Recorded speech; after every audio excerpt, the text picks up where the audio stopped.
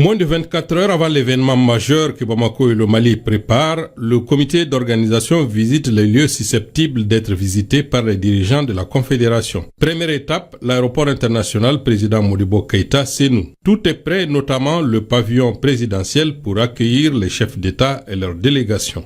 Même si le 100% est souvent difficile à dire, mais je pense que nous avons atteint 99,99%, qui a été confirmé aisément par le directeur du protocole de la République avec l'ensemble de l'équipe.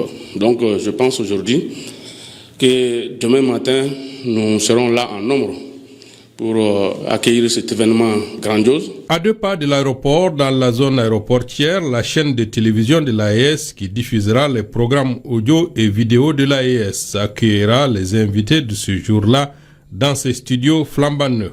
Une situation similaire s'est déroulée à la banque d'investissement et de crédit où les membres du comité ont discuté avec les responsables du projet. Le bilan est rassurant. De l'aéroport aux aux autres sites visités, et que ce soit la télévision confédérale, que ce soit la banque confédérale, l'état des infrastructures, le CICB, l'état des routes, et nous sommes globalement satisfaits. Alors je pense qu'en termes d'organisation, nous pouvons dire que vraiment les structures sont prêtes pour accueillir le sommet. On a été à l'aéroport qui était prêt, avec toutes les structures impliquées. Nous sommes venus au CICB, nous sommes allés sur les autres sites parallèles aussi au sommet.